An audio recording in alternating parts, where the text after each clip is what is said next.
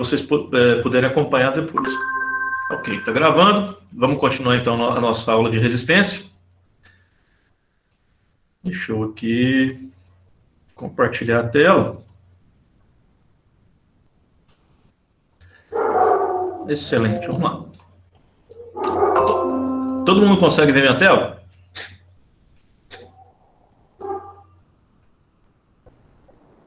Consegue, pessoal? Alô? Ok. Tá joinha, né? Então vamos lá então. Deixa eu colocar isso aqui. Às vezes a gente está escrevendo alguma coisa aqui. Bom, vamos lá. Vamos revisar. Vamos voltar aqui uns 2 ou 3 slides para a gente iniciar um assunto do início, né? Iniciar do início para a gente desenvolver o raciocínio, tá bom? Então vamos lá. A gente falou que a diferença entre eixo e árvore é que um eixo ele está parado, ele não está carregado, né? Ele é simplesmente uma peça. Quando a gente submete aquele eixo a algum esforço, quando ele começa a girar, quando ele começa a transmitir alguma coisa, ou movimento, ou força, ou torque, alguma coisa, a gente já passa a chamar aquilo ali de eixo árvore, ou simplesmente árvore, tá bom? Aí é o seguinte, para dimensionar essa árvore, a gente vai utilizar, conforme a gente está estudando, desde centro de gravidade, né? Desde a gente está estudando isso desde lá de trás, a gente começou a estudar aquela questão de tensões e tal. Então, a gente sempre usa tensão admissível. O que é tensão admissível? É a tensão de escoamento dividido por um fator de segurança, né? Esse fator de segurança ou uma norma te dá, ou o problema vai te dar, de forma que você tenha tensão admissível. E o que é tensão admissível? É aquela tensão que o seu material, a sua peça, o seu componente, estando carregado, ele não pode exceder aquela tensão admissível. É o máximo que eu admito para aquele esforço, para aquele componente. Tá bom? Para torção, acontece que a gente tem que preocupar com essa tensão aqui, ó, tensão admissível de cisalhamento do material, né? Vocês estão lembrados, né, que a gente lá atrás estudou como que calcula essa tensão de cisalhamento. A gente vai rever aqui também, para não ficar nenhum entendimento esquecido, a gente vai relembrar. Tá? Mas a nossa preocupação é essa tensão admissível de cisalhamento, né, quando a gente está trabalhando com torção. Aí nós temos o seguinte, ó, que essa tensão admissível, essa tensão de cisalhamento, ela é um torque, né, aqui está momento torsor, mas isso aqui também pode ser chamado de torque, né? Esse torque é dividido pelo módulo de resistência daquele perfil, daquela seção reta. Como nós trabalhamos com torção, na maioria das vezes com eixo redondo, né, então esse módulo de resistência aqui é o módulo de resistência da seção circular. Bom, só que tem um detalhe. Naquelas tabelas que eu passei para vocês, o módulo de resistência que está lá, ele é baseado no eixo XY, né? Por exemplo, eu tenho aqui o círculo, né? Aí eu tenho o eixo X, eu tenho o eixo Y aqui. X e Y. O que acontece? Aquelas tabelas vai analisar aquele módulo de resistência, inclusive o momento de inércia também, em relação a esses eixos aqui, ó. Como o nosso eixo, né, esse módulo de resistência para torção é o módulo de resistência polar, ele não é relativo nem a esse eixo e nem a esse eixo, mas apenas nesse eixo Z aqui, que está saindo reto aqui da minha figura. Tá? Então, prestem atenção que esse valor aqui a gente vai encontrar tabelado. Como a gente está trabalhando com a seção circular, né, esse valor aqui do meu módulo de resistência já é fácil de encontrar, né? Como não vai mudar, vocês podem colocar isso aqui no formulário de vocês, que o módulo de resistência polar do meu eixo circular, da minha árvore com a seção circular, é πd3 sobre 16. Tá? Cuidado para não confundir isso aqui, pessoal, porque se vocês forem procurar o módulo de resistência baseado em algum desses eixos aqui para a seção circular, vocês vão encontrar πd3 sobre 32. Aí vai arregaçar as contas que vocês for fazer. Tá? Então, preocupem-se. Se eu estou falando com torção, quer dizer que eu tenho que preocupar com o módulo de resistência polar. Mesma coisa lá para o momento de inércia. Se eu estiver falando de x e y, é aquele momento de inércia sim, né? Que é um ix ou um y, alguma coisa assim. Como eu estou tratando com torção, né, eu vou ter que preocupar com com momento de inércia polar. E normalmente ele é indicado pela letra J. Agora? Perfeito? Vamos dar sequência, então. Tá. O que acontece, então, se eu pegar isso aqui, ó? Eu tenho essa equação, que a tensão de cisalhamento é igual ao momento torsor, ou torque, dividido pelo módulo de resistência polar. Mas o módulo de resistência polar é esse aqui. Bom, então eu vou pegar esse daqui e substituir aqui, ó. Eu vou simplesmente pegar πd3 sobre 16 e jogar aqui embaixo, né? Olha como é que vai ficar. Se eu pegar o πd3 sobre 16 e jogar na parte de baixo, isso aqui vai ser uma divisão de fração, né? Eu posso pegar o denominador aqui embaixo e jogar para cima multiplicando, né? E vai ficar dessa forma. Aquela mesma expressão ela passa a ser expressa nesses termos, né? Tensão de cisalhamento é igual a 16 vezes o torque, que divide por πd3. Aí, você não é bobo nem nada, você vai isolar esse diâmetro aqui, que é esse Dzinho, que é o diâmetro do meu eixo. Se você isolar, ó, olha o que acontece. Você tem uma equação aqui muito interessante para estar no seu formulário, que é o seguinte: toda vez que você precisar dimensionar um eixo, uma árvore, né, e você não sabe esse diâmetro dessa árvore aqui, você precisa dimensionar. Pô, saca dessa equação que você simplesmente substitui o seu torque e a sua tensão admissível.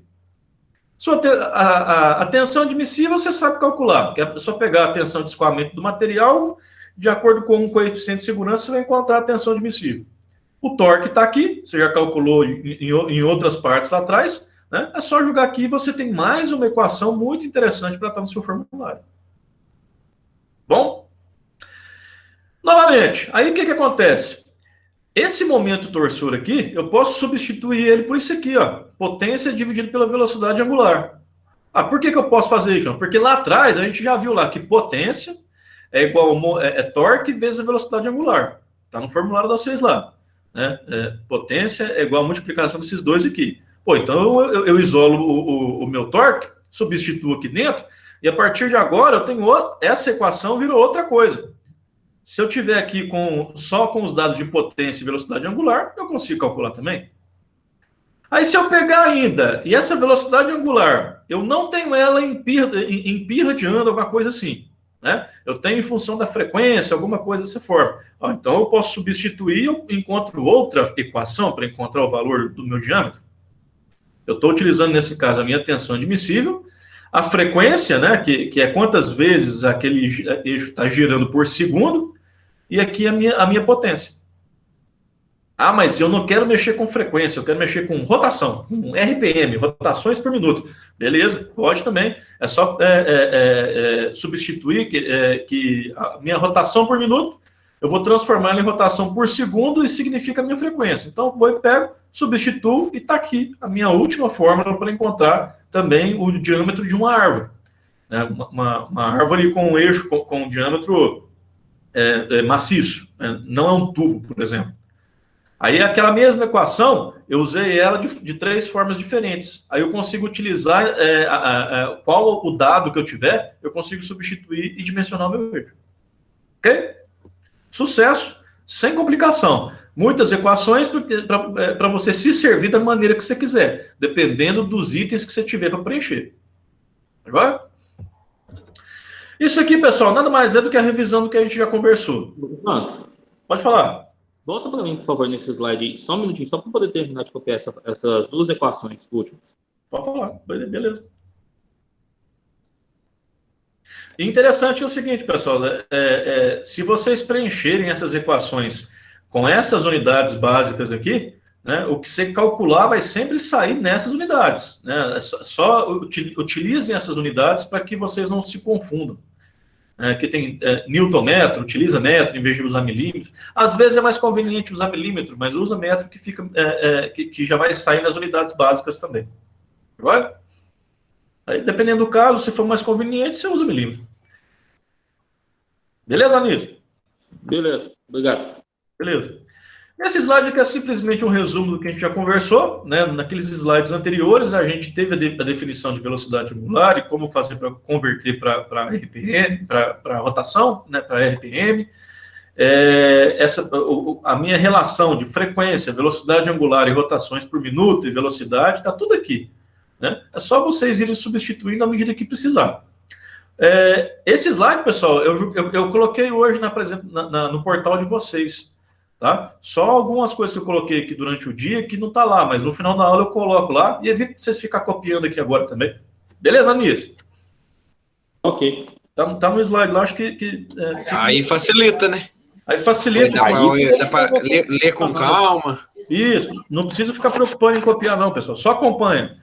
Desenvolve o raciocínio junto comigo, né? Porque aí vocês não precisam ficar preocupando em copiar. No final da aula, hoje eu já coloquei o slide até a última aula lá, né? No final da aula de hoje eu coloco lá também, não tem problema não. Não, tranquilo, já ajudou demais. Beleza. Então vamos lá. Esse exemplo aqui, eu acho que a gente parou aqui na última aula. Ele simplesmente está trazendo o seguinte: se isso aqui é o meu módulo de resistência polar para o meu eixo maciço, isso aqui na frente aqui é o módulo de resistência polar para o eixo furado, ou seja, para um tubo. Eu tenho um diâmetro maior, que é o diâmetro externo, e tenho um diâmetro menor, que é esse diâmetro interno do tubo aqui. Né? Toda vez que eu precisar utilizar, então eu posso utilizar isso aqui sem problema algum. Isso aqui me dá a oportunidade de calcular diferentes coisas, porque eu posso falar que a relação de diâmetros é tanto. O que é a relação de diâmetro, pessoal? É o seguinte: eu vou pegar o diâmetro menor e dividir pelo maior. Eu vou encontrar um número. Se esse número for menor do que 1, Perdão. Eu vou falar para vocês que a minha relação de diâmetros ela é tal, ela é um número. Bom, se esse número for menor do que 1, significa que eu estou dividindo o menor pelo maior.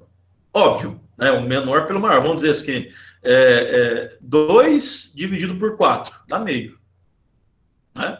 Se nessa relação aqui eu falar que a minha relação de diâmetros é de 2 ou de 3, é um número maior do que 1, significa que eu estou dividindo o maior pelo menor. Simples. Mas na maioria das vezes vai vir aqui um número decimal, indicando que eu estou dividindo o menor pelo maior. A relação do menor pelo maior. Eu multiplico cruzado e encontro que o diâmetro externo é 2 vezes o diâmetro interno. Opa, isso aqui é legal porque é o seguinte, ó. Se eu estou conseguindo escrever o diâmetro externo traduzido em diâmetro interno, eu posso pegar isso aqui e substituir aqui, ó.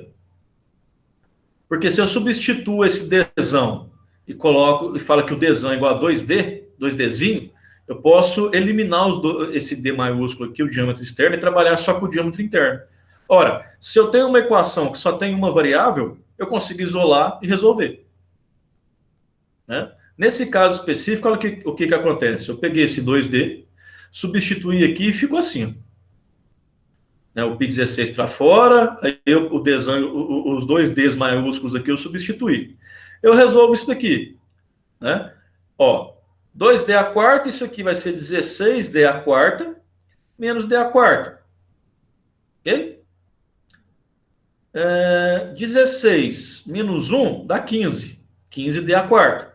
Aqui tava, no livro tem um erro, aqui estava escrito a 3, tá, pessoal? Eu apaguei e coloquei a 4 aqui. Né? Então dá 15D a quarta. Ora, se eu tenho D a quarta e D aqui, eu corto esse D com esse 4, sobra 3.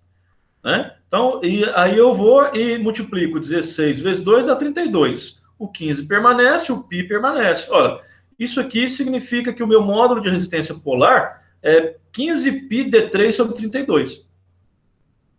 Então quer dizer que do mesmo jeito que aqui atrás eu tenho uma equação definitiva, eu posso utilizar isso daqui para qualquer diâmetro de eixo maciço, eu posso utilizar essa equação aqui também para qualquer diâmetro de eixos furados? Não, aí você já não pode, porque isso daqui é resultado disso daqui. Pessoal, estou escrevendo bastante aqui, eu nem sabia que tinha essa ferramenta no PowerPoint. Aí eu fui baixar alguma coisa justamente para ter uma caneta e já tem no PowerPoint. Agora eu vou usar isso aqui adoidado agora. Entendeu? Então, assim, essa expressão 15πd3 sobre 32, ela só é válida para essa relação aqui.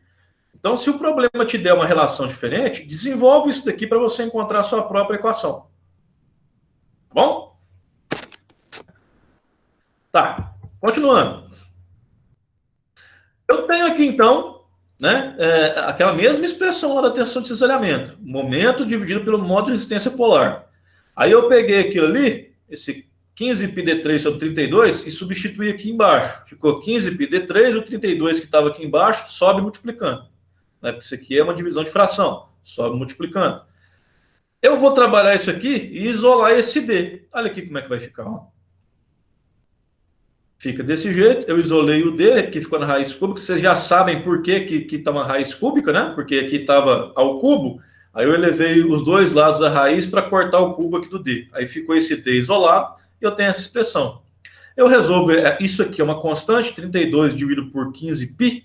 Isso aqui é uma constante, eu resolvo ela na raiz cúbica, taco para fora e fica 0,88, raiz cúbica de momento torsor ou torque dividido pela tensão. De novo, mas isso daqui só funciona para essa relação aqui. Se aquela relação lá atrás for diferente, for 0,8, aí você vai ter que desenvolver para encontrar isso aqui novamente. Ou se não, nem precisa. Se você já é craque em manipular HP, aquela calculadora que eu passei para vocês, naquela calculadora, se você aprender a usar ela direitinho, você só coloca essa equação inteira aqui, ó, e manda ele já entregar o valor do D, o valor do Dzinho. A própria calculadora faz todo esse processo aritmético aqui para chegar nessa equação final. Joia? Ok, então, revisando. Eu tenho aqui, para dimensionar um eixo árvore, né, que está carregado, eu uso essa equação aqui que vocês já estão carecas de saber. Tá? Tensão de cisalhamento é igual ao torque dividido pelo modo de resistência polar. Esse modo de resistência polar, para esse eixo aqui, ele está fazendo referência ao eixo Z, né? Então, eu vou procurar em tabelas e eu vou encontrar esse valor aqui. Como esse aqui é o círculo, é o mais usado, você já decora isso aqui já. Eu vou pegar isso aqui, substituir aqui, e vou trabalhar essa equação para me encontrar diferentes fatores, diferentes formas de encontrar esse diâmetro. Vai dependendo dos dados que eu tiver no meu problema. Quando eu tenho um eixo vazado, é o mesmo processo, só que aí a equação do meu módulo de resistência, ela considera o diâmetro maior e o menor. Né? Com isso, é necessário que eu saiba a relação dos diâmetros para fazer essa substituição. Ou não, às vezes o problema já me entrega. O diâmetro maior é tal, o menor é tal. Calcula a tensão. Você simplesmente vai usar essa equação aqui. Resolve isso. Você já tem o torque, calcula, e você vai calcular a sua tensão de cisalhamento. Tá bom? Perguntas? Ô, Jonathan, Pode falar. no caso, o problema vai informar aquela fórmula do Dzinho sobre o Dzão igual a meio. O problema vai informar esse dimensionamento ou não? Eventualmente vai te informar. Né? Se ele quiser que você calcule o diâmetro, alguma coisa assim, né? Porque às vezes, vamos fazer o seguinte, ó. Às vezes, você tem ali um problema que ele vai te falar a relação dos diâmetros. Tá? Se ele te falar, você desenvolve esse processo, a relação dos diâmetros. Se ele não te falar, né, provavelmente ele vai te dar um diâmetro, e mandar você encontrar o outro. Né? O problema é que você não pode trabalhar com duas incógnitas na mesma equação. Né? Você tem que tentar se livrar de pelo menos uma. No caso, a estratégia aqui foi traduzir uma em função da outra, para você só ter uma incógnita aqui na equação, para você desenvolver esse cálculo aqui. Tá bom? Mas normalmente ou ele te entrega isso daqui, ou ele te entrega um dos diâmetros e você calcula o outro. Tá? Não tem como fugir disso, não. Ah, não, ok. Valeu. Ô, Jonathan. Pode falar, ué. Quanto que custa uma calculadora dessa aí? Porque essa é uma virtual e eu sou meio embolado para mexer com essa. Uma dessa aí, quanto que custa? William, não sei, cara. A minha eu comprei, 300? A minha eu comprei por 300, só que foi lá em 2005. Eu tenho 15 anos que eu tenho essa calculadora. Mas você encontra aí no OLX, no Marketplace do Facebook, né, Mercado Livre, depois dá uma pesquisadinha aí que você encontra. Compensa comprar um, né? Vai usar muito. É HP 50G. Olha só, se você for utilizar isso, for útil para você, né, eu recomendo recomendo comprar, né? Porque é muito bacana, ela tem muito recurso. O manual dela é enorme, então tem muitas funções ali. Se você for, principalmente se você for decidir algum dia estudar engenharia, aí ela se torna até necessária, né? Mas aí fica a seu critério. Se você estiver usando a calculadora normal e tá dando para levar o curso, né? Se tá dando para você desempenhar suas funções do trabalho, inclusive, não justifica você comprar também, não. Imagina que está aí R$ 400 hoje, para você usar só na minha disciplina, eventualmente, acho que não justifica. Tá? Beleza. Mas depois você vê. Se você tiver outras funções para ela, pode usar. Certinho. Então vamos lá, continuando.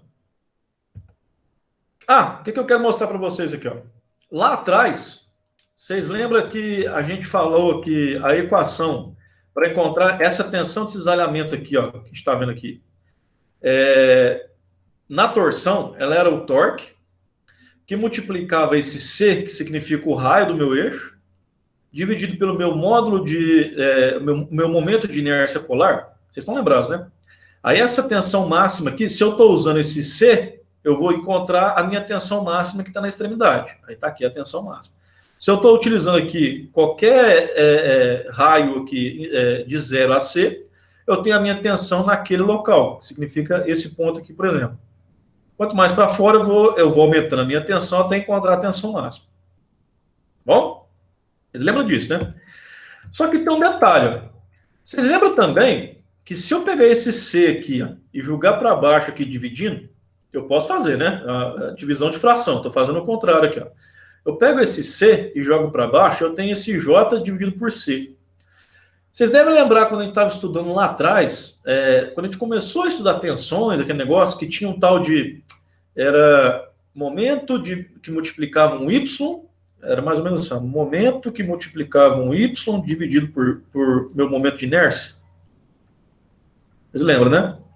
Eu acho que era tensão de cisalhamento na flexão, um negócio assim. Eu falava, ó, isso daqui, ó, se eu pego esse Y e jogo aqui para baixo dividindo, isso daqui é o meu módulo de resistência. Para torção, isso aqui é a mesma coisa. Ó. Eu peguei aquele C, né, aquela distânciazinha, aquele C, joguei para baixo, isso daqui vira um módulo de resistência. Esse J dividido por C é o módulo de resistência. Então eu posso falar que a minha tensão de cisalhamento máxima é o meu torque dividido pelo meu módulo de resistência. Ok? Assim sendo, se o meu momento de inércia polar dividido pelo raio aqui do meu eixo é igual ao meu módulo de resistência, eu posso escrever dessa forma aqui, ó. Ó, pega isso daqui e joga para cá, e isso aqui você joga para cá. Você encontrou isso aqui, não foi? Ó, se você pegar e inverter um com o outro aqui, você vai encontrar isso aqui. Só que o módulo de resistência é isso aqui. Então eu tenho que essa expressão ela é verdadeira. Pode anotar isso aqui, que de vez em quando isso aqui vai ser muito útil. Ou você joga para cá multiplicando, multiplica e joga invertendo, alguma coisa assim, mas essa expressão ela é verdadeira, vocês podem utilizar. Bom? Bom, com essa teoria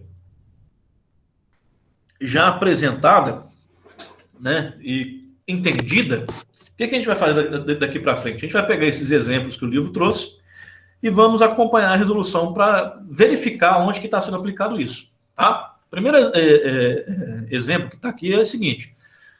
Uma árvore de aço possui diâmetro de 30, ou seja, um eixo que está carregado, possui diâmetro de 30 milímetros. Gira com uma velocidade angular de 20 π/radianos, movida por uma força tangencial, que é essa aqui, de 18 kN.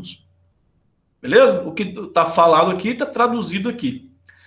Aí ele pergunta, determinar para o movimento da árvore a rotação, a frequência, velocidade periférica, né, que é essa velocidade que está saindo aqui, a potência e o torque. Opa, já começou bom, ó. Você vê, 5 coisas para a gente observar nesse exemplo tão simples aqui. Então vamos lá. Vamos começar. Primeiramente a rotação. Bom, se eu tenho a velocidade angular em 20 π/radianos, deixa eu ver se eu consigo voltar nesse slide aqui. vocês já sabem que uma rotação é 2π. Bom, se uma rotação é 2π, e no meu exemplo, no meu problema aqui, eu tive que... Ele está me falando que a minha velocidade angular é 20π radianos por segundo, significa, então, o quê? Que eu estou dando 10 rotações em 1 segundo. Ué, se uma rotação é 2, se eu estou dando 20, significa que eu estou fazendo 10 voltas no mesmo segundo, né? É o que está escrito aqui, ó. Só que aqui está utilizando as equações, né? Eu desenvolvi aqui só o raciocínio com vocês. Aqui está utilizando a equação. Vocês vão encontrar lá que a rotação é 30 que multiplica a velocidade angular dividido por π. Se você desenvolver isso aqui, você vai encontrar 600 RPMs. Mas, ó, vamos desenvolver aqui o raciocínio, só que por dedução. Se uma rotação é 2π, e eu estou dando 20, eu tenho 20π, significa então que eu estou a 10 rotações por segundo. Concorda todo mundo? No mesmo segundo eu andei 20π. Se uma rotação é 2, e em 1 segundo eu andei 20, ó, 20 dividido por 2 é 10. Então, a minha rotação por segundo são 10 rotações por segundo. Vezes 60. Só que vezes 60 é para mim encontrar por minuto. Ó, 10 vezes 60 dá 600. Ó, nem precisava usar isso aqui, era só usar a dedução do meu entendimento do que é velocidade angular e principalmente essa questão do π radiano. Então, beleza, está resolvido. Aí ele me pergunta a frequência. Bom, a frequência não é a rotação por segundo? Aqui, a minha velocidade angular já está em segundo. Aí eu traduzi ela para minutos, ó, 600 rotações por minuto. Se eu preciso da frequência, que é a rotação por segundo, pega isso e divide por 60. Em 1 minuto eu tenho isso, você divide por 60, eu tenho que a minha frequência de 10 Hz. O que é um Hertz? É a unidade de ciclos, ou rotações, ou ciclos e tal, por segundo. Beleza, já resolvemos isso aqui, já resolvemos isso aqui. O 60 por causa do padrão do Brasil aí, daí você tirou os 60? Opa, calma aí, calma. Você está confundindo duas coisas. Quando você ouve falar em Hertz, frequência em Hertz, a primeira coisa que vem na cabeça da gente é o que você está falando aí agora. Quando você estuda eletricidade, a frequência daquela onda é em 60 Hz ou 50 Hz em alguns lugares do mundo. No Brasil é 60 Hz, correto? É de lá que você está tirando essa semelhança, mas não confunde. Eu estou estudando cinemática de corpos aqui, de mecânica. Tá? Hertz não é uma coisa específica da elétrica ou da eletrônica, nada disso. Hertz é uma unidade de frequência. Frequência é quantas vezes alguma coisa se repete por segundo. Nesse caso, são as rotações dessa árvore aqui por segundo. Por isso que eu também posso falar Hertz. Então, nesse caso, esse 60 aqui, ó, ele não tem nada a ver com a parte da elétrica lá, que está falando do comprimento de onda, não. Está falando que é o seguinte, eu preciso saber a frequência que isso aqui está girando, que o meu eixo está girando, minha árvore está girando. Se eu tenho ali rotações por minuto, eu vou dividir por 60 para ter rotações por segundo. Rotações por segundo, nesse caso aqui, é Hertz. É quantas vezes aquilo está se repetindo por segundo. Ah, não, beleza. Mas teve até bom ter perguntado, né? Talvez às vezes era dúvida de alguém aí também, para não confundir. Tranquilo. Continuando, velocidade periférica. Imagina que isso aqui é uma polia que está saindo aqui, é uma correia que está saindo aqui nessa polia que está correndo. Qual que é essa velocidade? É muito simples. Se você tem a velocidade angular e você tem o diâmetro aqui do meu eixo, para encontrar a velocidade periférica é muito fácil. Multiplica a velocidade angular vezes o raio do meu eixo aqui. É árvore, tá, pessoal? Se eu falar eixo aqui, vocês me perdoam. É árvore isso aqui. É só multiplicar a velocidade angular vezes o raio da minha árvore. Ou seja, 20π, tá aqui. Nem preciso traduzir. É 20π vezes o raio. Se isso aqui é 30, o raio é 15 milímetros. Eu uso em metro. Se eu multiplicar aqui, ó, 20π, isso aqui vai dar 20π, que multiplica isso daqui, dá 0,3π metro por segundo. Se você multiplicar 3,14 vezes 0,3, vai dar isso aqui, 0,94 metros por segundo. Pô, já tem a minha velocidade periférica. Potência. Tem aquela equaçãozinha lá que é o seguinte: a potência é a força tangencial vezes a velocidade perimetral, que a gente acabou de calcular tudo aqui, ó, né? Aí ele vai falar aqui, ó, a força tangencial é 18 quilonewtons. A minha velocidade periférica eu acabei de calcular, multiplica um pelo outro, utilizando as unidades básicas, né? 18 mil newtons, ou 18 vezes 10 a 3 newtons. Eu vou encontrar que a minha potência é isso aqui, ó, 16.920 newton-metros por segundo. Newton-metro por segundo é watts. Isso aqui dá o equivalente a 16,9 quilowatts. Bom? E o torque? Bom, se a potência é a força vezes a velocidade, o torque nada mais é do que a força vezes a distância desse raio aqui. Isso aqui é o básico que a gente está estudando desde a primeira aula de torque lá do braço de alavanca, né? O torque é a força vezes o braço de alavanca. Eu calculei, eu tenho aqui a minha força, que é 18 mil newtons, e meu braço de alavanca é o raio da minha árvore. Eu multiplicar um pelo outro e eu tenho aqui o torque desenvolvido nesse movimento. Muito simples. Pergunta?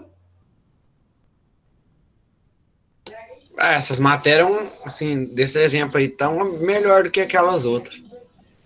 Aquelas outros desalhamento lá é verdade, tem bem dificuldade mesmo com aquela matéria lá. Tá vendo? Dá para você ver. Você lembra que eu te falei aquela questão que mais para frente a coisa ia ficar mais palpável, mais coerente? Isso aí é meio parecido com aquelas coisas de física que a gente estuda na escola mesmo, né? Pois é, mas é aquele negócio. Se você não entender aquilo lá atrás, como é que você vai calcular aqui a tensão aqui para entender o que é o módulo de resistência, né, o que é o momento de inércia? Tem que ter aquele conhecimento básico lá, porque se eu chegasse de cara e já mostrasse aqui para vocês, aí vocês iam desistir, né? E é o que eu falei, daqui para frente vocês vão começar a ver coisa que é do dia a dia, né? Então fica mais palpável o entendimento. Não, certo, essa matéria aí achei melhor. Tá mais suave, né? Mas não esquece da outra, não. Tem que ter entendido a outra para caminhar bem nessa aqui. Vamos lá, próximo.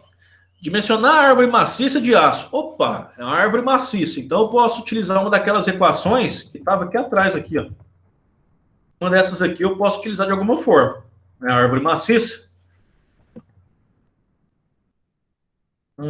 Tá aqui. Para que transmita com segurança uma potência de 10 CV, que equivale a 7.355. Imagina que você tem um motor lá, né? Um motor na plaquinha lá, tá 10 CV, você tem que propor um acoplamento para uma máquina lá, né? Você tem que dimensionar o eixo que você vai utilizar ali para que o eixo não falhe, para que o eixo não se torça, para ter a resistência mínima ali para transmitir essa potência para sua máquina lá na frente. Uma bomba, uma picadeira, uma turbina, que seja, tá? E esse meu motor está girando a rotação de 800 RPM. Aí ele fala que o material do meu eixo lá é o ABNT 1040, que a minha tensão admissível aqui é de 50 megapascal. Tensão admissível de cisalhamento na torção. Pessoal, só uma curiosidade. Quando vem aqui, ó, tensão admissível de cisalhamento na torção, tá? Não assusta com isso aqui não, porque se vocês for tentar procurar cisalhamento na torção, a tabela, vocês não vão encontrar não, tá? Isso aqui é simplesmente aquela tensão de escoamento dividido por um fator de segurança qualquer, tá bom? É a mesma tensão de escoamento daquele gráfico lá que aquele gráfico tensão deformação que a gente aprendeu, tá bom? Então, para esse aço, tem um fator de segurança que dá a tensão admissível, que é 50 MPa. Tá. Então, eu vou utilizar uma daquelas equações lá que eu mostrei para vocês para calcular. Por quê? Porque ó, eu tenho a potência, eu posso jogar aqui. Eu tenho a rotação, eu jogo aqui. E eu tenho a minha tensão admissível, eu jogo aqui. Ó, ficou fácil. É só substituir aqui agora. Mais fácil que andar para frente. Aí eu pego isso aqui e jogo para cá. Os 800 RPM está aqui, 50 vezes 10 a 6, porque é megapascal. Resolvo isso daqui e eu vou encontrar que o meu diâmetro é de 21 milímetros. Como que você bate essa conta aí na calculadora? Você quer fazer lá agora? Bate ela aí na sua calculadora, vamos ver como é que você bate ela.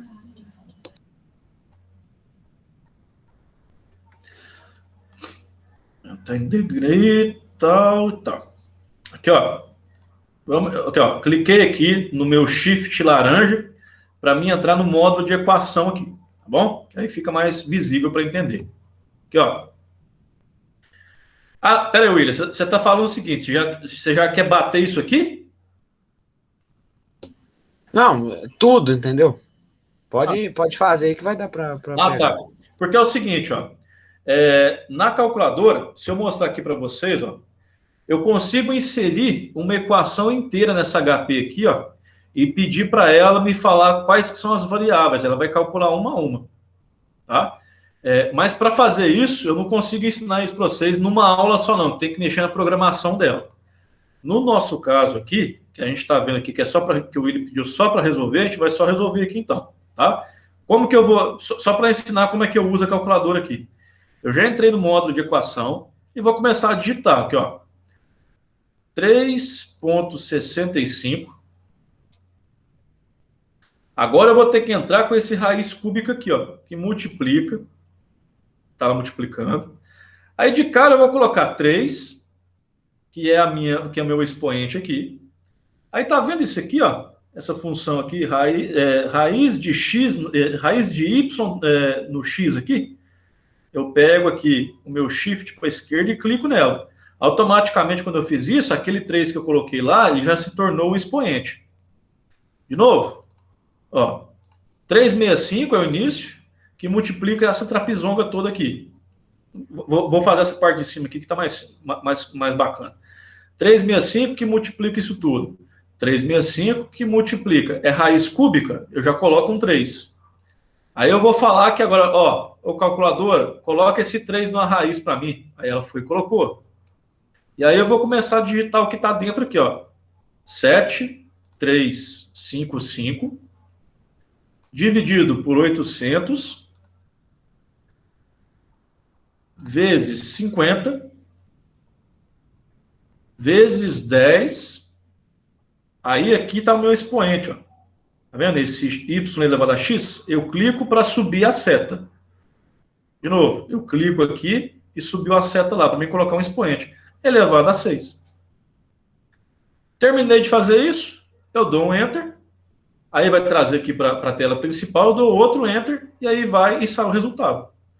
Como eu lancei tudo aqui nas unidades principais, né, rotação por minuto, watts, megapascal, ele me dá o resultado aqui em metros. Então, tá aqui, ó, 21 milímetros aproximadamente, é só arredondar aqui que dá 21. Uma outra coisa que eu quero mostrar para vocês é o seguinte, ó, deixa eu entrar aqui nela de novo. Deixa eu apagar o finalzinho dela aqui, ó. Seguinte, ó, tá vendo esses 50 vezes 10 a 6? Isso aqui é uma notação de potência, né? Potência de base 10 aqui. O que eu posso fazer? Em vez de escrever vezes 10 a 6, a HP já me traz esse botão aqui, ó, esse EX. Eu simplesmente clico nele aqui, vai aparecer a letra E, aí eu coloco o expoente 6. O que isso aqui significa? Que é 50 vezes 10 a 6. É um atalho, 50 vezes 10 a 6. Com isso eu dou um Enter aqui, ó, e deu o mesmo resultado. Nossa, calculadora aí arrumada, hein? Não, tem uns esquemas aqui, ó, que você entra aqui nas... que é.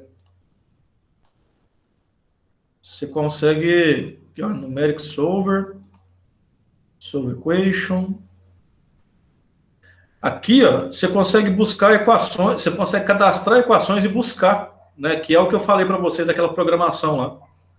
Você consegue inserir uma equação para que ela fique armazenada na memória. Aí, em vez de digitar isso aqui toda vez, você só preenche os campos, aí ela vai entregar o resultado da variável que faltar.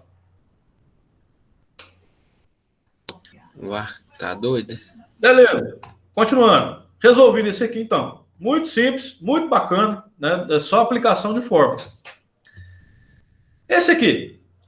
Ó, a árvore representada na figura tem um diâmetro de 40. Beleza. Deixa eu até voltar minha caneta aqui, que eu gostei desse trem. Tem um diâmetro de 40. Ó, bacana.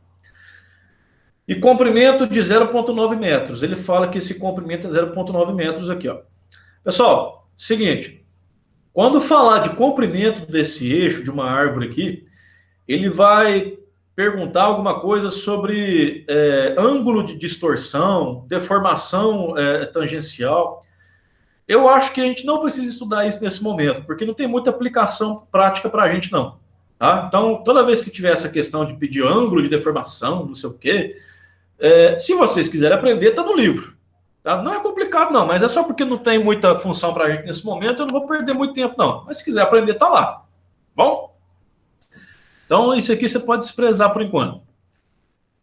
Gira com uma velocidade angular de 20 pi radiano. Opa, eu nem sei o que está perguntando aqui, não.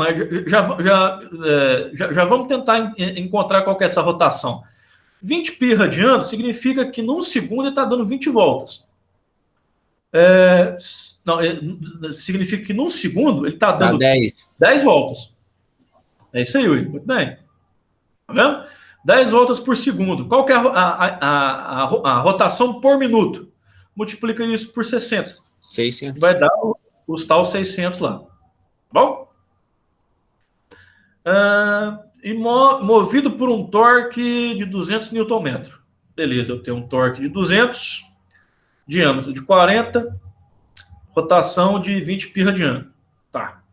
Determinar para o movimento da árvore a força tangencial. Opa, força tangencial, o que é? Eu não tenho aquela fórmula lá que é torque não é igual a força vezes o meu raio?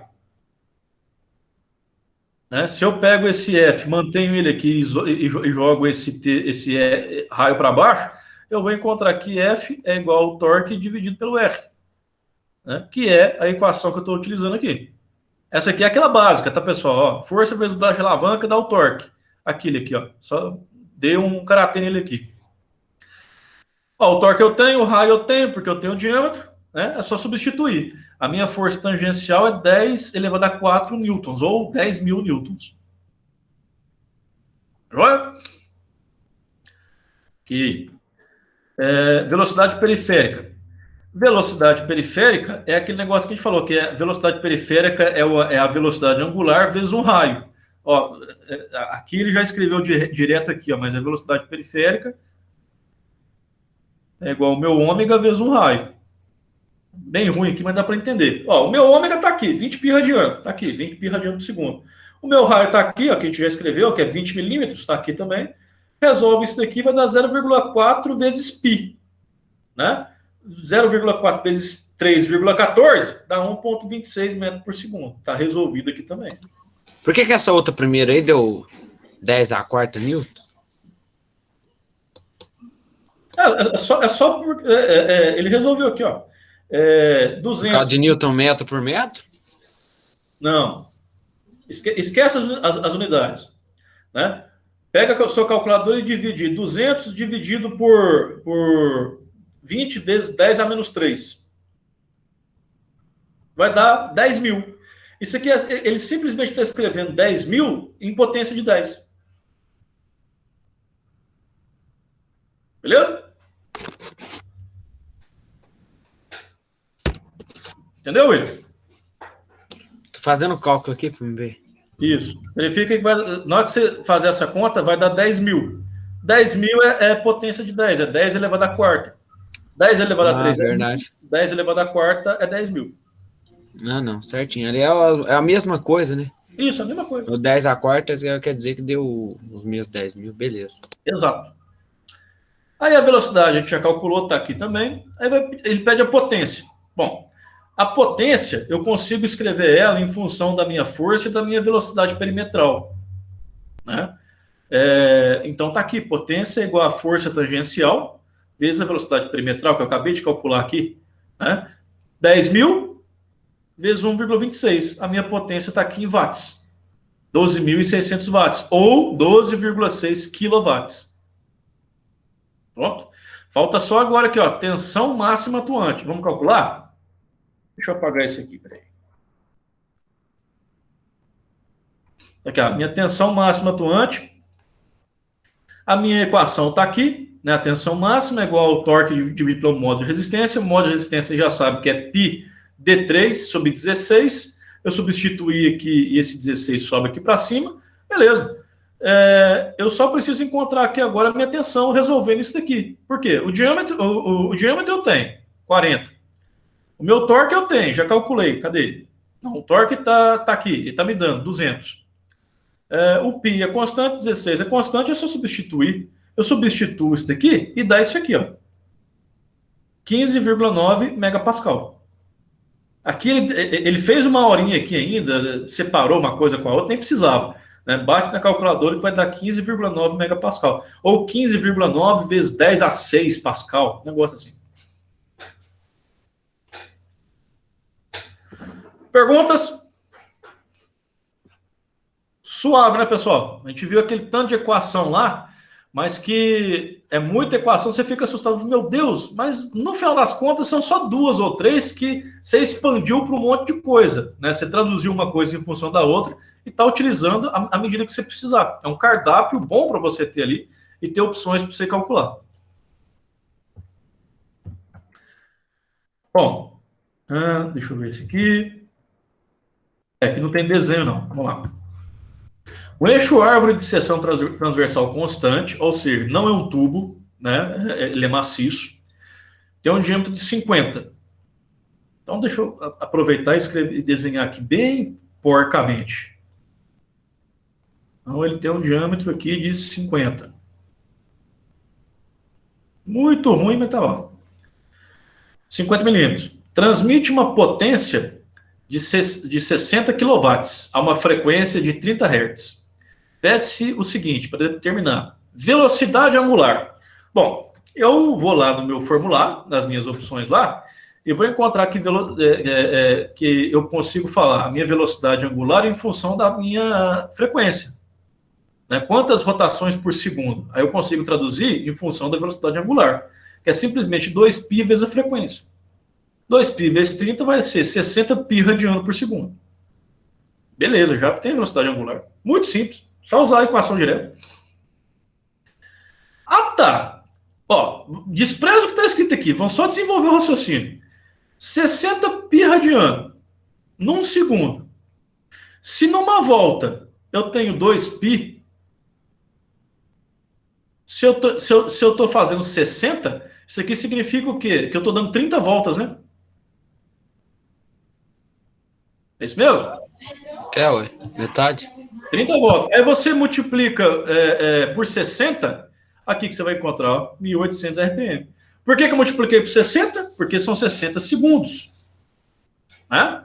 Eu tenho ali 30 rotações por segundo, eu quero saber em minutos, eu multiplico pelos 60 segundos para dar um minuto. E está aqui, 1.800 RPM.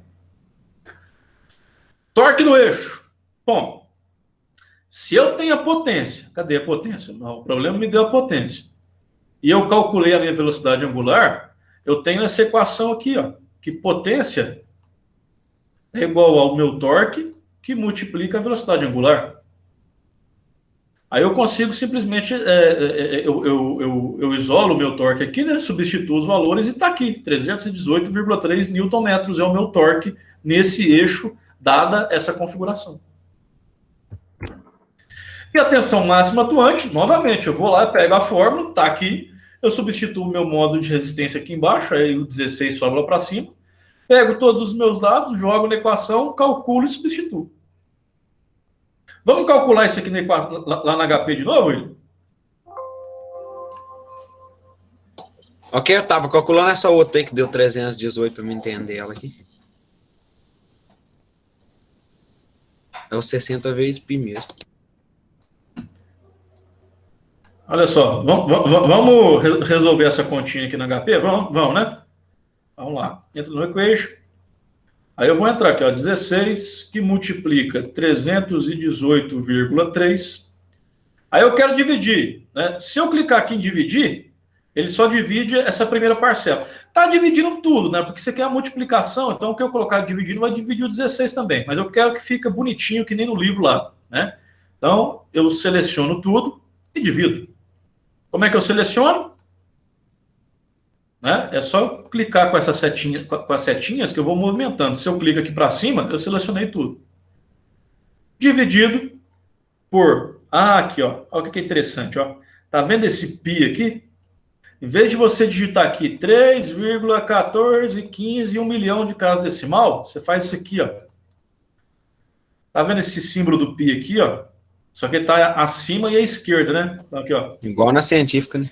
Isso. Acima e à esquerda. Já tá lá, o π. Que multiplica? Opa, vou abrir um parêntese aqui, ó. Como é que eu abro um parêntese? O parêntese está aqui acima à esquerda. Clico aqui, abri o parêntese. Aí eu vou colocar o interno, ó. 5 vezes 10 elevado a menos 2. Opa, tem aqui um 3 expoente do lado de fora do parênteses. Pessoal, eu poderia escrever isso aqui também desse jeito aqui, ó. 5 é menos 2. Tá? O atalho aqui da potência de 10. Mas eu quero fazer que nem está lá, então é 5 vezes 10 elevado a menos 2. Aí eu tenho que colocar minha setinha, o meu cursor do lado de fora. Aí eu vou selecionar isso aqui tudo. Né? Elevo o expoente disso e coloco 3. Ok? E dou o resultado. Aqui, ó. 12.900.000 e lá vai cacetada. Então eu arredondo isso aqui para 13. 6 casas decimais, ó. Para cá, 13 megapascal. Ou 13 vezes 10 a 6, porque eu andei 6 casas decimais. 13 vezes 10 a 6 pascal. Se eu andei 6 casas, ele vira megapascal. Certinho?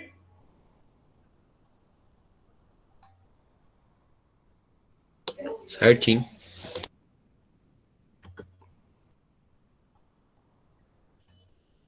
Próximo. Ó, gente, hoje, deixa eu até ver as horas aqui. 8 horas. Né? Hoje é só isso. A gente está acompanhando aqui exercício para entender como é que faz. Os diferentes casos. E eu quero chegar mais para o final, porque tem uma coisa muito interessante que a gente tem que começar a ver, que é relações de transmissão. Né? Redutores, multiplicadores de velocidade, de força, de torque. A gente vai começar a ver hoje aqui. Dimensionar um eixo árvore vazado, ou seja, um tubo. Tá aí o desenho aí bacana. Com relação entre diâmetros igual a 0,6. Aí, Ananias, ó, 0,6. O problema está me dando. Ele não está me falando os diâmetros, mas está me falando que a relação é 0,6. Ou seja, se eu dividir o menor pelo maior, vai dar 0,6. Tá? Girando, transmitir a potência de 20 kW com a velocidade angular de 4 π radiano por segundo. Ou seja, ele está dando 2 rotações por segundo. Todo mundo consegue já enxergar isso, né? Tá ficando familiar que 4 π radiano é 2 rotações por segundo. Se ele me pedir a rotação por minuto, você multiplica por 60. Ó, o material do eixo é o ABNT 1045, a tensão admissível é 50 MPa. Ok. O que ele me pede aqui? Dimensionar o eixo. Né? Então, o que a gente vai fazer primeiro? Vamos calcular o torque, que isso aí está sujeito. O torque, né, novamente aquela equação que a gente já utilizou, se potência é igual ao torque vezes a velocidade angular, eu não tenho o meu torque, mas eu tenho a potência, que está aqui, e tenho a velocidade angular, que já me deu. Então, a potência, que está aqui, 20 kW, isso aqui está errado, que deveria ser 20.000, né, está faltando um zero aqui. Vou colocar aqui. Faltando um zerinho aqui na frente aí. 20.000 dividido por 4 π. Por quê? 4 π é minha velocidade angular. Ó, estou utilizando as unidades que veio aqui. Só tirei o quilo e transformei em watts. Resolvo isso daqui e tenho que meu torque é 1591,5. O quê? Newton-metros. Estou utilizando as unidades básicas, então o torque está em Newton-metro. Aí, com isso aqui, eu já consigo dimensionar o eixo. Isso aqui também está errado. Ó. Isso aqui não é N, não, é M. M ou torque. Momento torsor ou torque. Né? A tensão de cisalhamento, para me dimensionar esse eixo aqui, vai me dar esse formulário.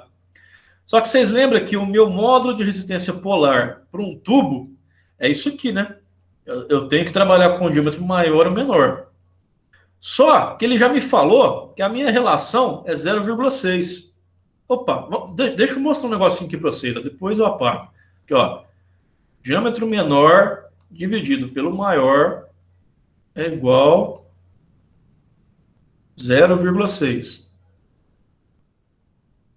Vocês querem traduzir isso aqui um em função de outro? Multiplica isso aqui cruzado. ou melhor, inverte eles aqui, ó. O que vai ficar? Ó, diâmetro, o diâmetro maior eu inverti para cá e deixei sozinho. É igual o menor dividido por 0,6. Existe um 1 aqui na frente, aqui não existe? A gente não escreve não, mas é um diâmetro, não é? Se eu dividir 1 dividido por 0,6, olha isso aqui, ó. 1 dividido por 0,6 dá 1,67 periódico. 1,67, né? Olha aqui, ó, meu 1,67. Deu? Então, vocês já entenderam como é que eu consigo traduzir um pelo outro, né? Separo, e aqui tem um número 1 aqui do lado desse desenho. Divide 1 dividido por 0,6, que você vai encontrar o valor que você precisa. Isso aqui vai dar um resultado assim, ó.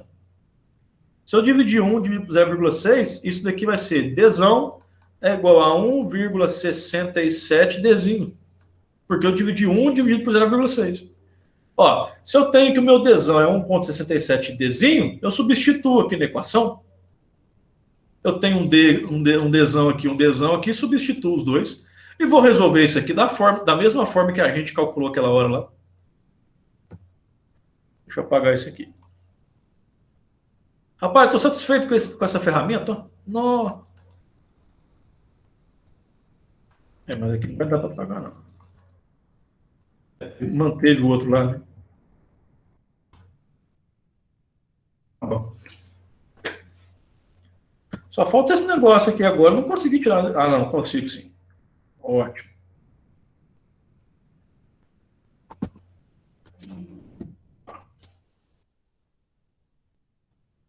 Beleza. Eu tenho isso daqui, eu vou substituir os valores e vou começar a resolver. Esquece a parte de cima, esquece esse π sobre 16 aqui. Né? Quando você coloca 1,67 elevado à quarta, dá isso aqui. Aí você substitui, subtrai, né? Aqui tem 7 ponto alguma coisa, menos 1 fica 6 ponto alguma coisa. Tá dividindo aqui, isso aqui vai cortar, vai cortar assim.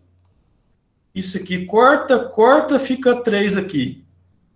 3. Né? Tá aqui, 3 também. 6,78 você divide isso daqui, multiplica por π vezes 16. Quando você resolve isso aqui tudo, no final das contas, você vai encontrar que o diâmetro menor é igual a 34 milímetros.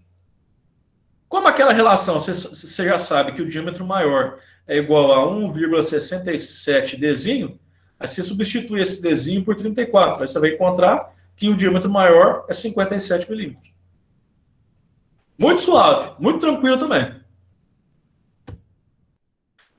Esse exemplo aqui, eu coloquei porque eu gostei de uma coisa que é o seguinte. Ó.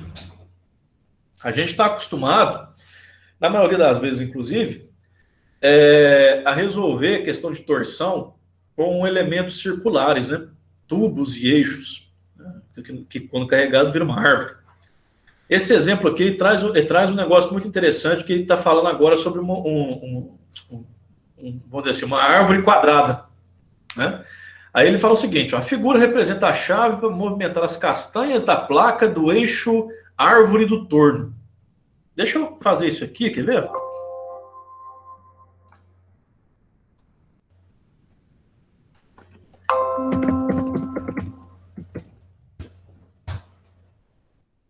Essa chave, tá. Eu ia falar assim, aquela quadradinha de apertar, você usa para poder apertar as a peça castanhas. do torno.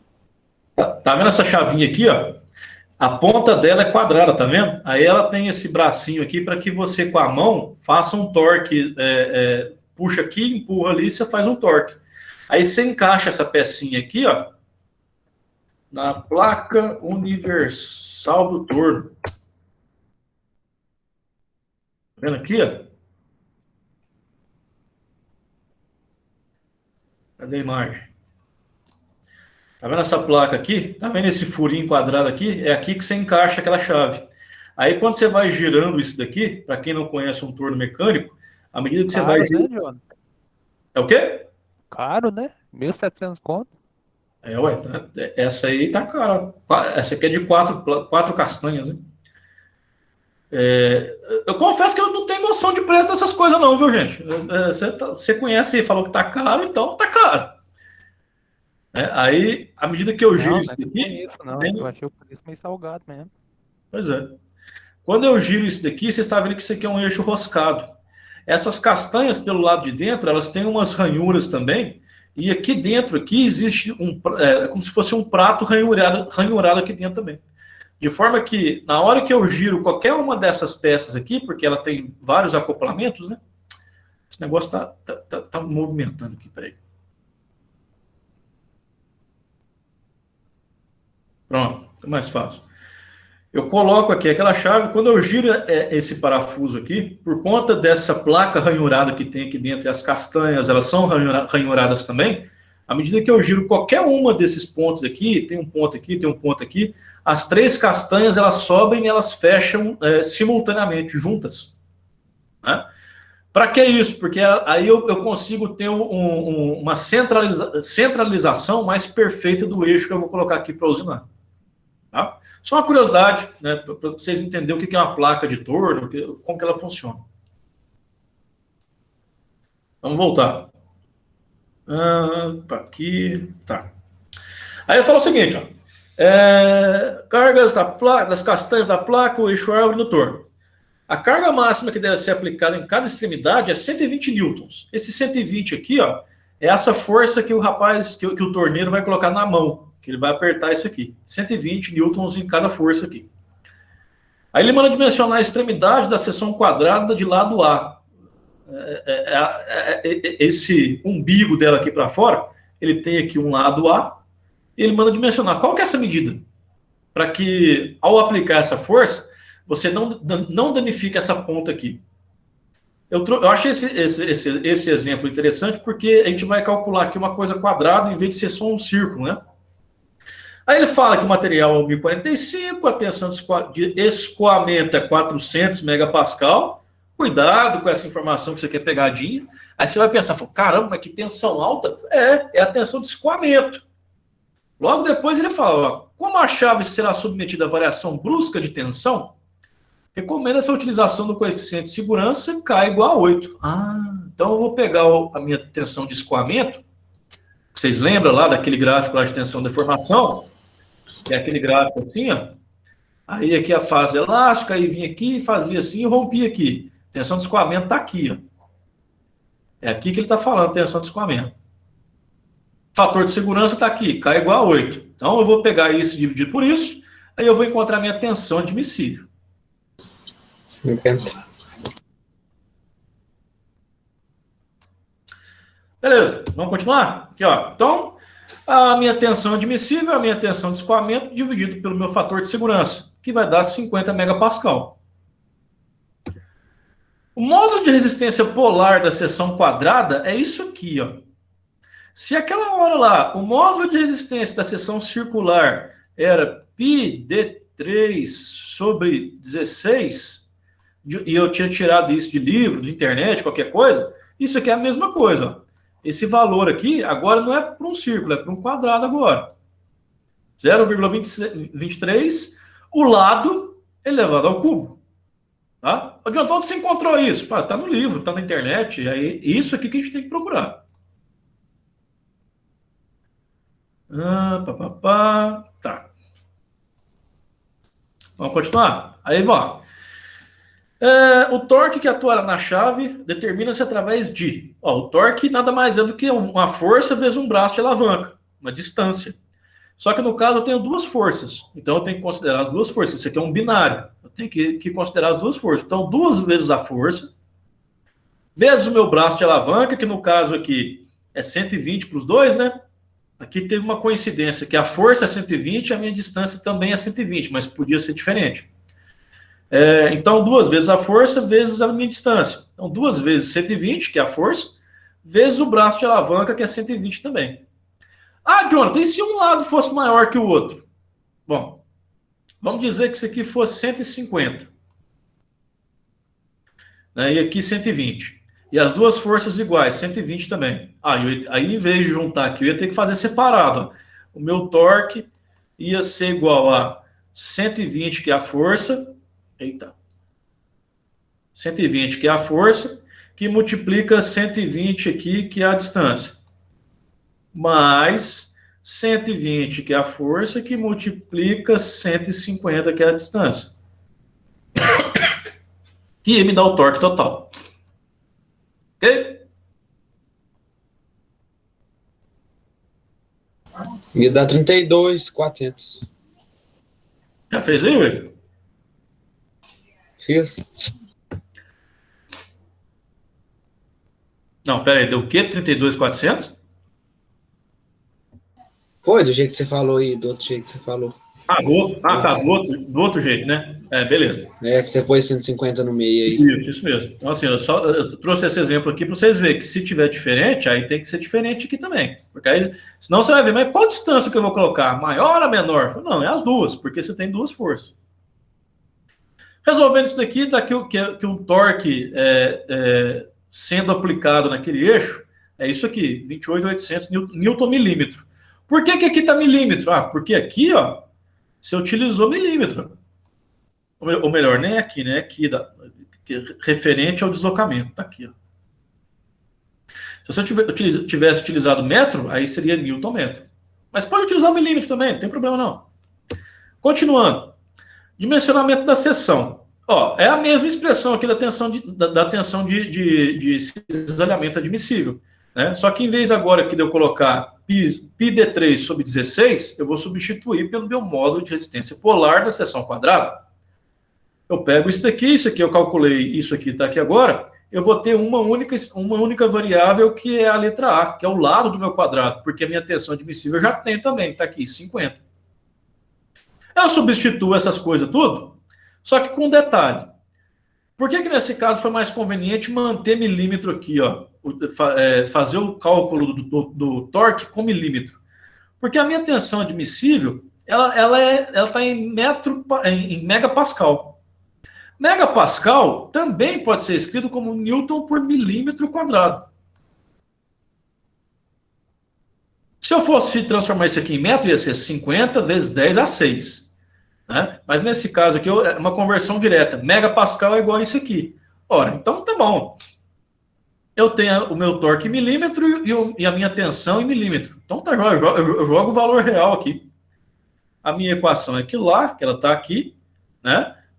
Substituo os valores, eu vou encontrar que o lado menor lado dessa seção quadrada aqui tem que ser de 13,6 milímetros para aguentar aquela força de 120 newtons.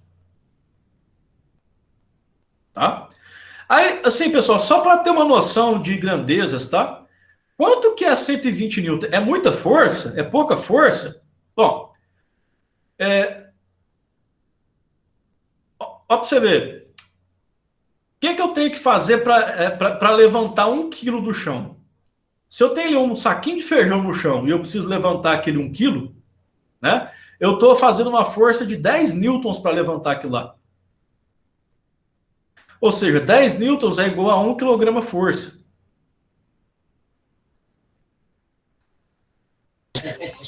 Fez 12 quilos de força, então. Eu fiz 2 quilos de força em cada uma dessas forças aqui, ó. Ou seja, esse eixo está recebendo uma carga equivalente a 24 kg força. Bom? Só para a gente ter uma noção, porque às vezes fala, não sei quanto que é um newton, que não sei o quê. Fala, é isso aí. Você adivinhou? Eu ia perguntar isso agora. Pois é. O Newton. Eu tinha esquecido. Ó, esse aqui é legal também. Deixa eu ver como é que está a nossa hora aqui. Tá bom, 20 horas e 18. Tá bom, dá para fazer mais alguns. Olha, eu tenho uma força aplicada aqui. Eu tenho esse braço de alavanca e essa chavinha aqui para apertar ou desparafusar alguma porca, algum parafuso, tem esse braço de alavanca de 250. Bom, se eu tenho uma força aplicada aqui, vocês concordam que a minha parte mais frágil na torção é nessa junção aqui? Inclusive, até porque eu tenho um ângulo mais, uma quina viva, alguma coisa assim? Então, se eu for calcular essa chave para uma força X aplicada aqui, numa distância tal, eu tenho que calcular a torção nesse ponto.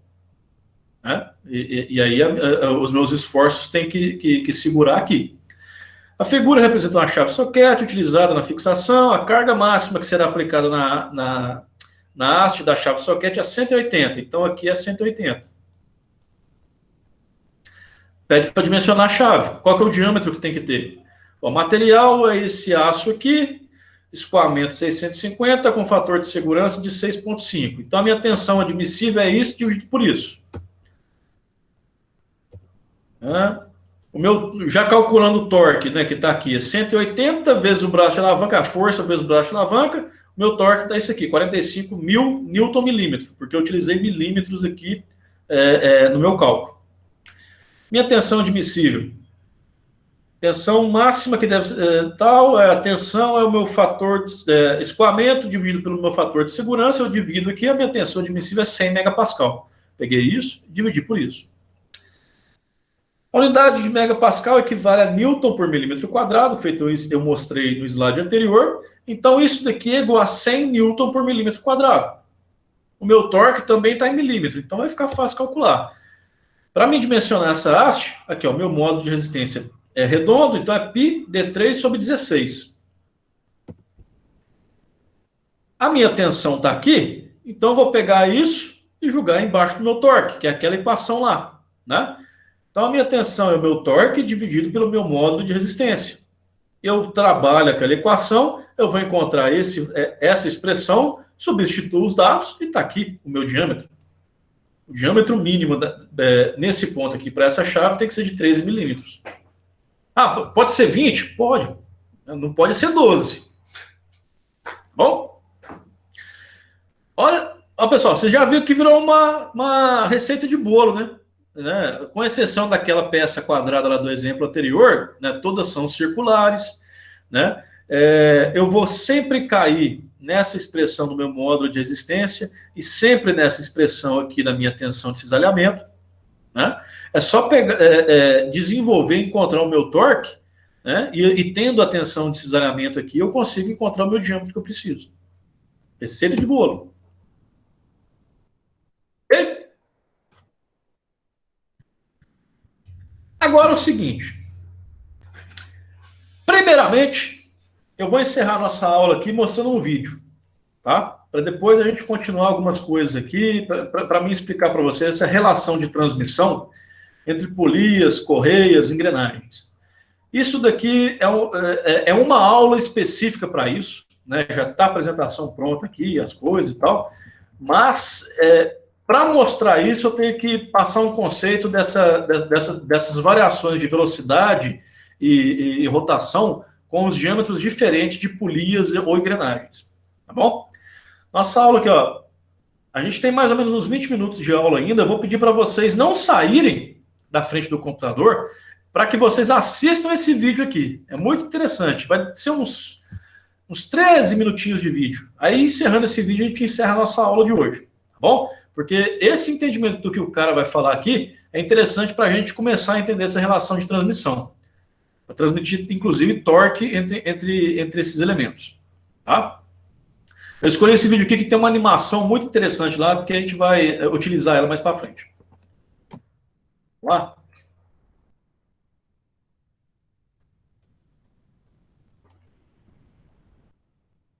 Fala, gurizada.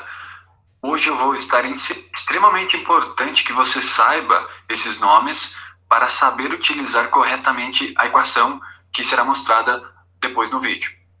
Então, em cinza aqui, nós temos uma polia, em azul é outra polia. Cada polia dessas tem um nome específico.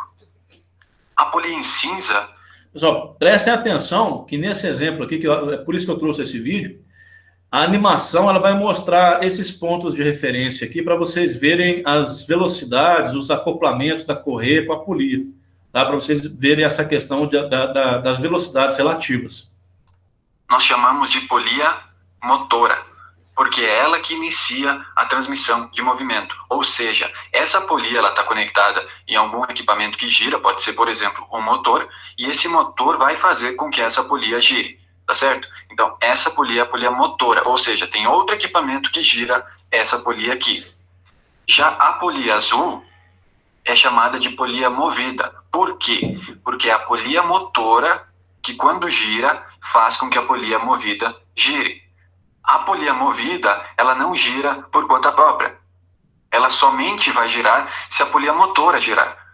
Então, ela depende do movimento da polia motora para que ela gire. Por isso, ela é chamada de polia movida. Ela é movida pela polia motora. E em marrom, aqui ou laranja, nós temos a nossa correia, que é o que faz a transmissão do movimento entre a polia motora para a polia movida. Nesse sistema simples que vocês estão vendo, onde nós temos somente 2 polias no nosso sistema de transmissão, existem basicamente 3 situações.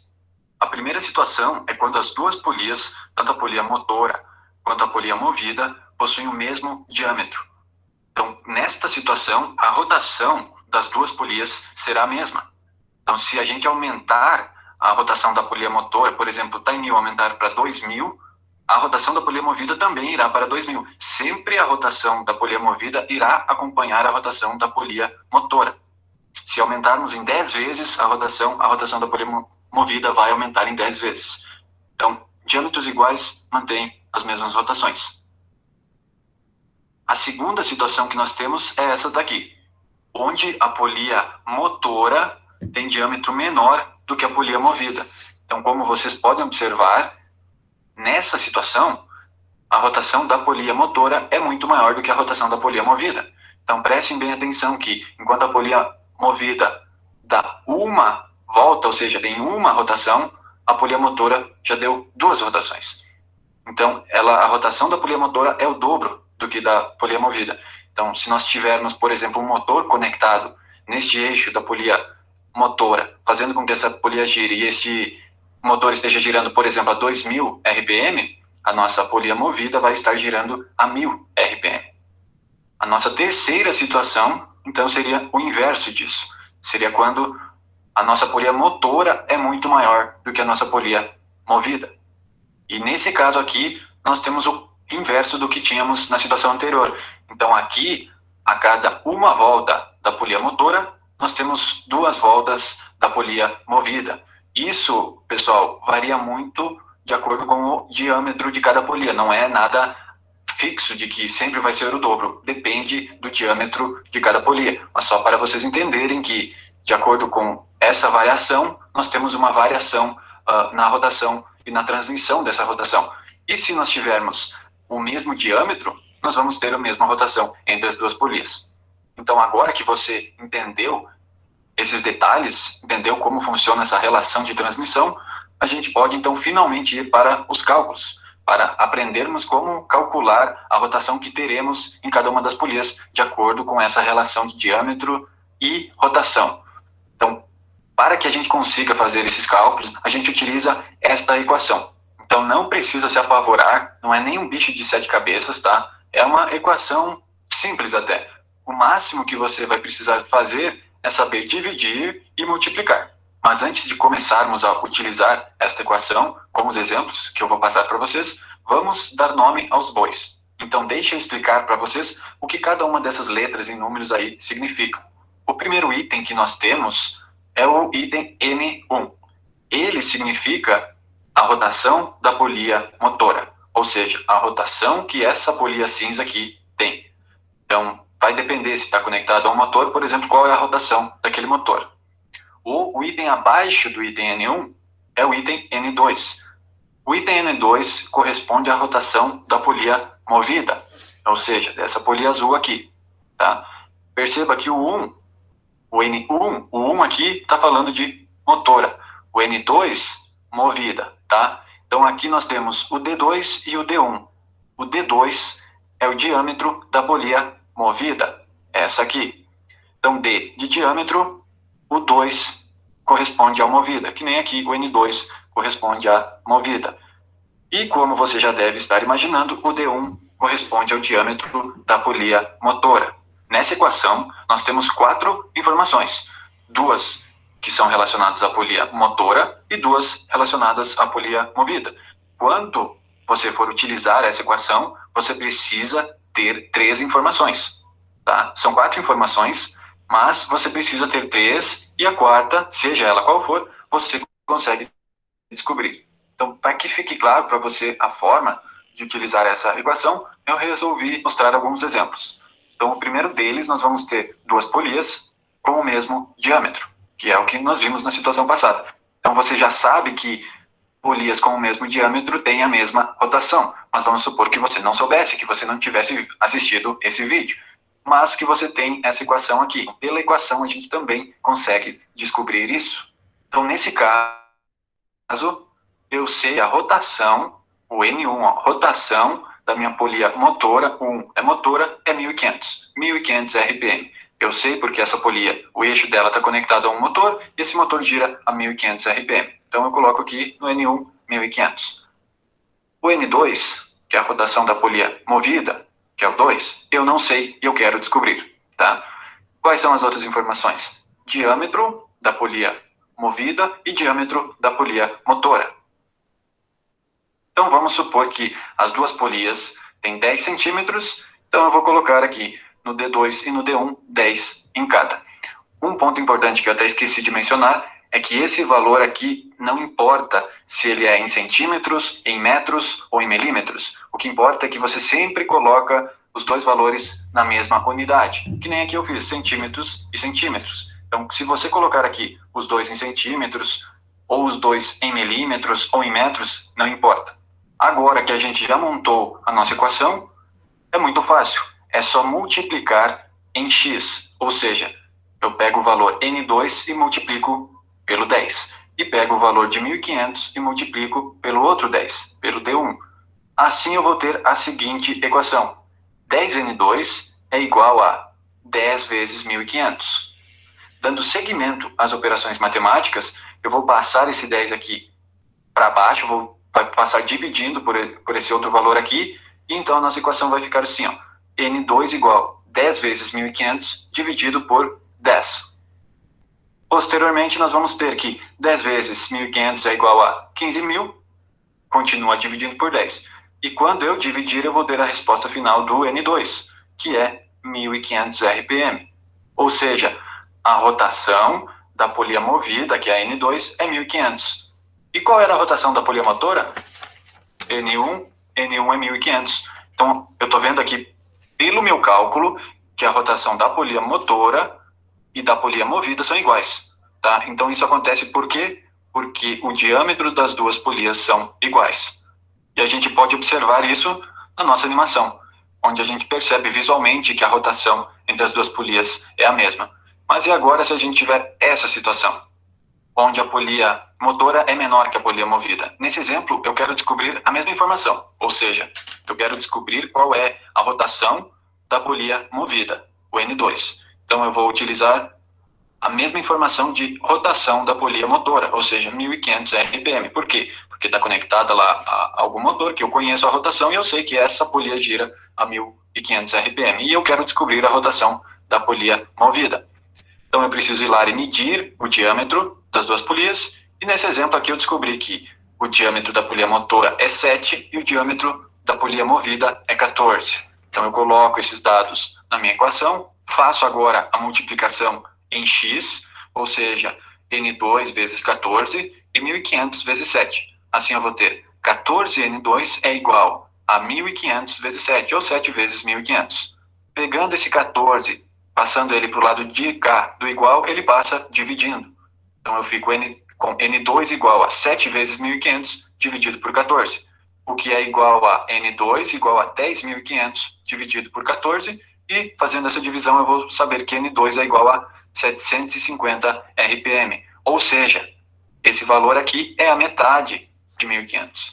Assim eu consigo saber que a polia movida gira pela metade do valor que a polia motora gira. E isso a gente pode observar também na animação que a gente já tinha visto. Agora eu tiro a prova pelos cálculos e comprovo que realmente a rotação da polia movida é a metade da rotação da polia motora. E no nosso terceiro caso, onde a polia motora é muito maior do que a polia movida, nós não vamos calcular a rotação, nós vamos calcular o diâmetro. Então, dessa vez aqui, eu sei a rotação da minha polia motora e eu sei a rotação da minha polia movida. Então, por exemplo, vou manter os mesmos valores de 1.500 como rotação da polia motora, e agora eu sei que a rotação na minha polia movida é 3.000 RPM. Agora, a questão dos diâmetros. Eu descobri, fui lá medir, e eu sei que a polia motora tem 14 centímetros de diâmetro. Mas eu não sei qual é o diâmetro da polia movida. Então, um exemplo disso aqui pode ser que eu tenho essa polia, tenho um motor conectado nessa polia, um motor que gira a 1500 RPM, e eu quero conectar outro equipamento aqui que eu preciso que gire a 3000 RPM. Então, que polia, qual é o diâmetro da polia que eu coloco aqui para que eu consiga essa conversão de rotação? Então, no caso, eu não sei, né? Então, eu coloco na minha equação aqui, 14, diâmetro da polia motora, e o D2 que eu quero descobrir. Faço a minha multiplicação em X, 3.000 vezes o D2, e 1.500 vezes o 14. Assim, eu vou ter 3.000 D2 é igual a 1.500 vezes 14. Passando esse 3.000 para o lado de cá, ele passa dividindo, eu tenho D2 é igual a 1.500 vezes 14 dividido por 3.000. Resolvendo essa equação, eu tenho que D2 é igual a 21.000 dividido por 3.000. E fazendo essa última divisão aqui, eu tenho que o diâmetro da minha polia movida é 7 centímetros. Ou seja, ó, o diâmetro da polia movida é a metade do diâmetro da polia motora. E por que isso acontece? Porque a relação de rotação delas é o dobro, ou seja, a polia movida gira 3.000 RPM e a polia motora a 1.500 é o dobro. Então, o diâmetro tem que ser a metade. E, mais uma vez, nós conseguimos observar essa relação de transmissão nesse exemplo da polia aqui, nessa animação. Então, essa era a ideia do vídeo de hoje, que vocês aprendam a utilizar essa equação aqui para fazer os cálculos. Perfeito, pessoal. Então é o seguinte, encerramos nossa aula hoje. Na próxima aula, a gente vai, baseado nesse vídeo que vocês acabaram de assistir, a gente vai fazer alguns comentários sobre esses casos, né, com os diâmetros diferentes, das polias, os diâmetros iguais, e a partir disso a gente vai começar a verificar o que dá para fazer com esse entendimento. Eu posso pegar aqui um eixo do motor, eu posso usar uma polia que tem outra polia na polia para fazer uma redução ainda maior ainda. Se eu reduzo a velocidade, eu aumento o torque, né? Aí eu consigo mais força lá na frente. Eu diminuo a velocidade, mas eu vou ter mais força naquele torque ali para fazer algum trabalho. Ok? E a partir disso a gente vai fazer... O redutor se comporta desse jeito aí também, ou Jonathan? Exatamente. Só que o redutor de um motor, no caso, as engrenagens, né? Isso, só que em vez de polia e correia, é engrenagem. Mas é o mesmo entendimento. Lá você vai ter, entrando no redutor, você tem ali a rotação do motor, correto? Lá dentro do redutor, você tem um jogo de engrenagens lá, sim, que você vai reduzindo a velocidade. À medida que você vai reduzindo a velocidade daquele giro, você ganha em torque, né? Aí é isso. Por exemplo, você tem ali um motor pequeno, vamos dizer assim, de 5 CV, né? Mas que tem uma redução tão grande que lá na frente a saída do giro lá é bem devagarzinho, né? Aqueles 1.750 RPM que entrou, vai reduzindo e proporcionalmente vai ganhando em torque. De forma que lá na frente você consegue uma rotação bem devagarzinha, mas com uma força muito grande, né? E aí você consegue executar algum trabalho, né, que o motor sozinho não conseguiria fazer diretamente. Por isso que você tem a caixa de redução ali. Tá? Um exemplo, a bicicleta. Subir a bicicleta. Você tem um morro lá, você não consegue subir na marcha pesada, então você coloca na marcha mais leve que tem, ou seja, na frente ali, na catraca ali, você vai... É coroa que fala, né? Na coroa você vai colocar ali a menor engrenagem, a menor catraquinha que tiver, lá ali perto do seu pé. Você vai colocar a menorzinha e lá atrás você coloca na catraca maior. Para quê? Para que você consiga reduzir a velocidade de giro das suas pernas ali, né? Mas que à medida que você reduz a velocidade, você aumenta em força e você consegue subir um morro lá. Por isso que quando você põe na marcha leve, você vai bem devagarzinho, mas você consegue subir sem fazer tanto esforço. Ok? Então, pessoal, por hoje é só. Desse jeito aí, diferencial de caminhão também, desse jeito? Não, diferencial é outra coisa. Outra coisa? Diferencial é um negócio que Satanás teve na Terra e ensinou para a humanidade, de tão complexo que funciona aquilo lá. Tá? E é tudo mecânico, é um negócio muito interessante. Diferencial de eixos ali, ele simplesmente é para compensar a diferença de rotações entre as rodas. Porque, depois eu explico com mais calma para vocês, mas é o seguinte, se o caminhão faz uma curva, um veículo faz uma curva, vocês já sabem o que é velocidade angular, velocidade tangencial. Se numa mesma velocidade angular, vocês concordam que a roda de dentro da curva está mais próxima do centro da curva? Consequentemente, Sim. a roda de dentro ela anda mais devagar que a roda de fora do carro. Né? Se você está fazendo uma curva para a esquerda, a roda da esquerda ela gira mais lenta do que a roda de fora. Por quê? Porque a roda de fora está com a velocidade perimetral maior. Está mais distante, o raio é maior. O diferencial, não só de caminhão, mas de qualquer veículo que tem tração traseira, né? 4x4.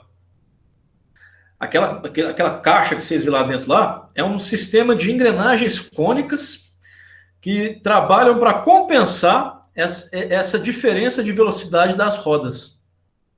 Tá? De forma que você consegue, por exemplo, o motor está na frente, tem um eixo que leva a potência, que leva o torque ali para o eixo traseiro, de forma que se você travar uma das rodas, a outra continua girando.